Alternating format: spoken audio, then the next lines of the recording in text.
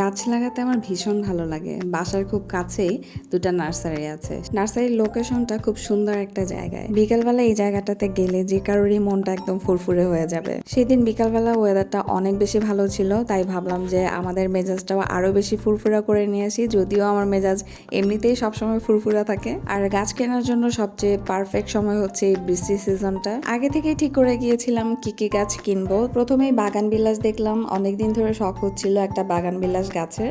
তো 120 টাকা দিয়ে মাত্র একটা বাগান বিলাস গাছ নিয়ে নিলাম। একেবারেই ছোট যদিও বাগান বিলাস গাছটা, আর বাগান বিলাসের অনেকগুলো ভ্যারাইটি ছিল। তারপর মানি প্ল্যান্ট দেখছিলাম, তেমন একটা মানি প্ল্যান্ট আসলে এই দোকানে অ্যাভেলেবেল নেই। আর এই যে দুটা গাছ দেখতে পাচ্ছেন, এই দুটা গাছের দাম হচ্ছে 3000 টাকা।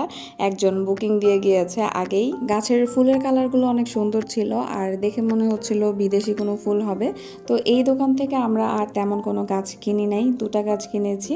একটা হচ্ছে তুলসী গাছ, আর একটা হচ্ছে এই বাগান বিলাস। আর বাকিগুলোর আসলে খুব বেশি দাম চাচ্ছিল, যেমন এই গোলাপ গাছগুলোর দামই চাচ্ছিল প্রায় 600 টাকা করে, 500 টাকা করে। বাট গোলাপের কালারগুলো কিন্তু অনেক বেশি সুন্দর। যেমন এই যে এই কলিটা, এটা তো অসাধারণ, মারাত্মক সুন্দর। আমার কাছে মনে হয় গোলাপ গাছ বেশি দিন টিকে না, গোলাপ গাছটা অনেক বেশি সেন্সিটিভ। এর জন্যই মেনলি এত সুন্দর সুন্দর গোলাপ দেখেও আর নিলাম না। তারপরে চলে আসলাম পাশের নার্সারিটাতে, অ্যান্ড সি দ্য ভিউ। নার্সারিটা যে কি পরিমাণ সুন্দর এটা আসলে সরাসরি না দেখলে বোঝা যাবে না। সত্যি বলতে এত অর্গানাইজড, এত কালারফুল, এত ভেরিয়েশনস এর নার্সারি আমি কখনোই দেখি নাই। এই প্রথম আমি এত অর্গানাইজড, এত সুন্দর একটা নার্সারি দেখলাম। And they are very professional, দেখেই বোঝা যাচ্ছে নার্সারিটা। আর তাদের গাছগুলোও অনেক বেশি তরতাজা, সতেজ, একটাও মরা ধরা কোনো গাছ নাই। সবগুলা গাছই আসলে তরতাজা। আমি জানি না কিভাবে তারা এটা মেনটেন করে। এত এত সুন্দর গাছ দেখে আমার তো মাথাটাই নষ্ট হয়ে যাচ্ছিল। ইচ্ছে হচ্ছিল যে অনেকগুলো গাছ কিনে ফেলি, কিন্তু আসলে গাছ লাগানোর মতো এত জায়গা আর অ্যাভেলেবেল নাই, তাই আসলে অনেক বেশি গাছ কিনতে পারিনি। নার্সারিতে গিয়ে সবার আগে কিনেছি এই শিউলি গাছটা। শিউলি গাছটা এখনো অনেক ছোট, ফুল আসতে অনেক দেরি হবে। একটা শিউলি গাছের যে কি শখ আমার, এটা বলে বোঝাতে পারবো না। একদিন রাতের বেলা চাঁদের আলোয় শিউলি গাছের নিচে শুয়ে থাকবো আর চোখ বন্ধ করে শিউলি ফুলের গন্ধ নিব। কি যে শখ আমার, আমি জানি না কবে আমার এই গাছ বড় হবে। আর অবশেষে আমার জামাইয়ের শখ পূরণ হলো। সে অনেক দিন ধরে খুব শখ করছিল একটা করমজা গাছ কেনার। সে কিন্তু করমজা খেতে পারে না তার এক্সপ্রেশন দেখেই বোঝা যাচ্ছে। কিন্তু করমজাটা যে মানে দেখতে যে সৌন্দর্যটা, এটার জন্য সে খুব পাগল। মানে অনেক দিন ধরে বলছিল সে একটা করমজা গাছ কিনবে। তো ফাইনালি একটা করমজা গাছ কেনা হলো। আর করমজা গাছটার দাম নিয়েছিল 350 টাকা। এই নার্সারিটাতে দামও তুলনামূলক রিজনেবল ছিল।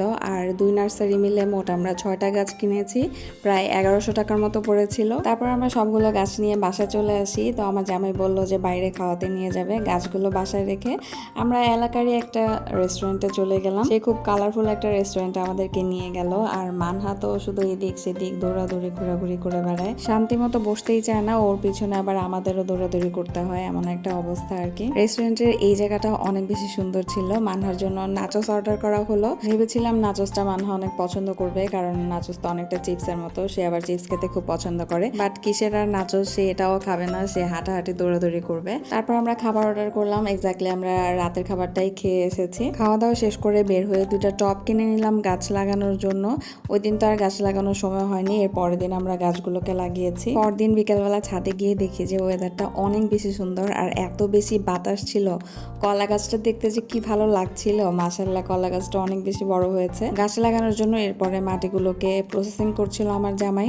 কোরবানি ঈদের সময় গরু কেনা হয়েছিল, সেই গরুর গোবর রেখে দেওয়া হয়েছিল যাতে মাটির সাথে মিশিয়ে গাছ লাগানো যায়। তো সেটাই করা হলো, মাটি আর গোবরগুলোকে মিক্স করে তারপরে গাছগুলোকে আমরা একে একে লাগাচ্ছিলাম। আর কাঠগোলাপের গাছটা আমি বারান্দায় লাগিয়েছি, বাকিগুলো ছাদে লাগানো হয়েছে। আর আজকের ভিডিওটা এখানেই শেষ করছি। কমেন্ট করে জানাবেন কেমন লাগলো। চলে আসবো খুব শীঘ্রই নতুন কোনো ভিডিও নিয়ে। সেই পর্যন্ত সবাই খুব বেশি ভালো থাকবেন। আল্লাহ হাফেজ।